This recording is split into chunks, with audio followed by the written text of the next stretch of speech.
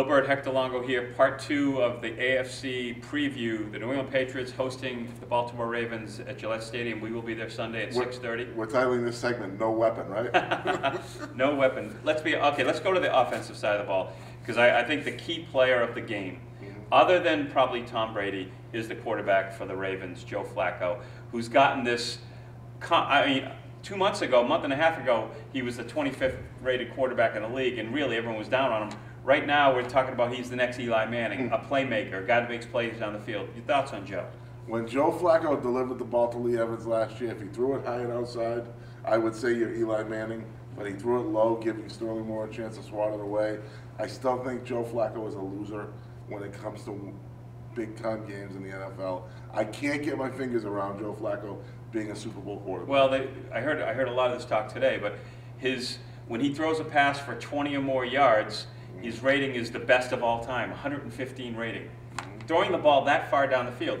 When he throws it between 11 and 20 yards, he's 65. He's the worst rated quarterback in the league, which I do remember. He's not, when he has to settle, he's not a good quarterback. You know, Bill, as a fantasy guy, a guy who plays fantasy football and had Ray Rice this year, he ignored Ray Rice more than I've ever seen a quarterback ignore an explosive, big play guy. Are you talking in the passing game? Okay. That 4th and 29 conversion was, I think, in the last 8 games, one of 15 passes Ray Rice saw. You want to give him the football. Well, it was the dumbest play he ever made. And he got rewarded for it with Ray Rice dancing for 30. Maybe that you'd think that would wake him up. He's looking deep. He's looking down the right side. Which is the thing. Maybe if you're Anquan Bolden and Torrey Smith, you're walking into the office and renegotiating, because they want an awful lot of jump balls for him. But you mentioned 2 wide receivers, and Bolden is a playmaker, and Torrey Smith's a playmaker, right. And so every team seems like the Patriots are going to play is going to have 2 wide receivers, both teams in the NFC. Sure. So Torrey Smith, I would have, if you said 6 months ago, I would have told you Anquan Bolden's a guy to stop. Torrey Smith, though, has that explosion, and I don't know how he got behind everyone twice, and that won't happen in Foxborough, but he's still a great receiver on his 20-yard routes as well. Yeah, there were emotions back in Baltimore in the early season game. He had just lost his brother, but he tore the Patriots apart. Smith did in that game. So, they had no answer for him back then. That one is something that you're certain that Harbaugh's going to look to exploit. And he runs deep routes. What are you going to do? Same thing with Bolden. They don't run a lot of the over-the-middle stuff that I think you can hurt. The Patriots defense, I think you will hurt if you run those 15-yard in cuts, the intermediate stuff. Houston didn't run it, and I don't think Baltimore has what they want to run it. The only thing that scares me about that is he's starting to become close with Dennis Pitta.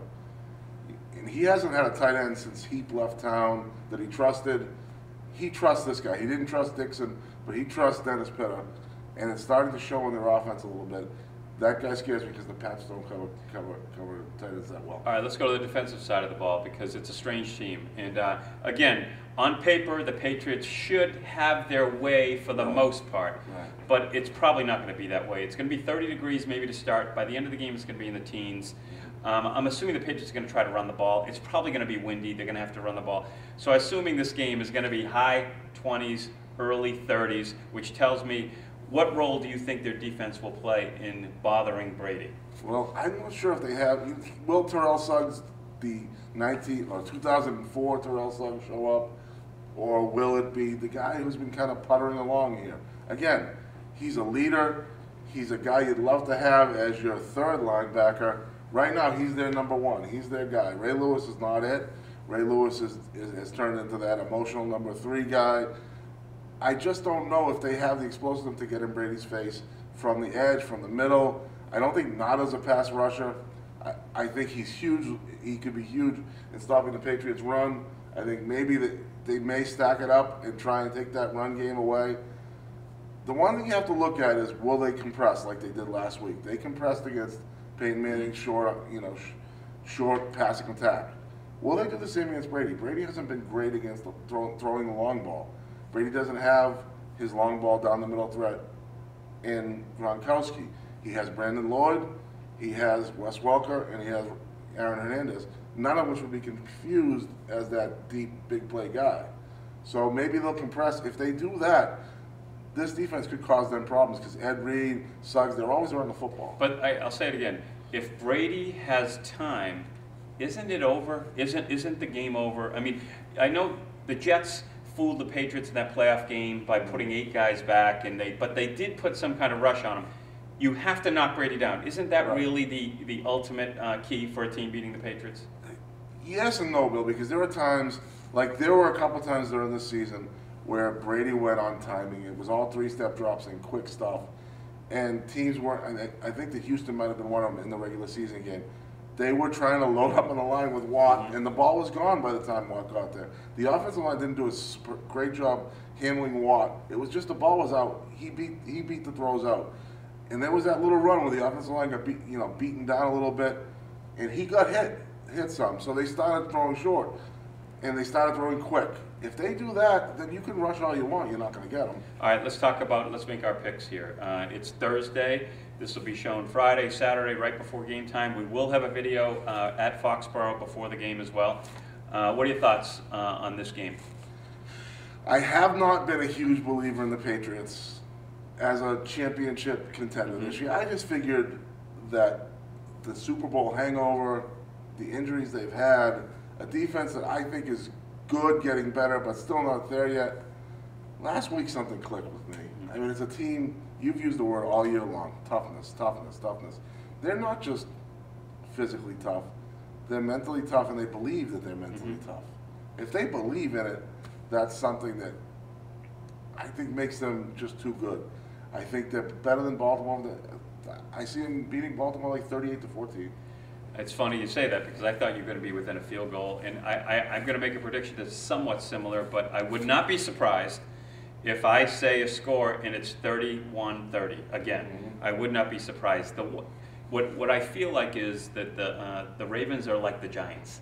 There's a quality about them.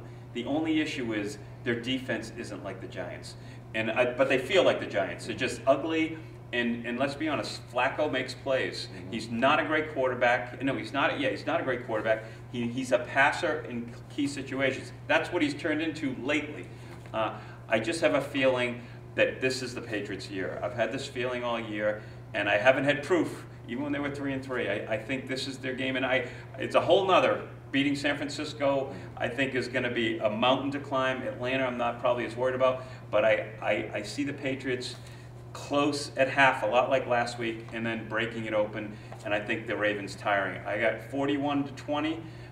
If it's 31-30, don't hate me, because that's probably what it's going to end up being. I'm scared of the fact that we're both on the same page. All right, well, that's all for now. You'll see us next at the AFC Championship on game day. We will have a video before the game, halftime, and then post-game on the field. Thanks for watching.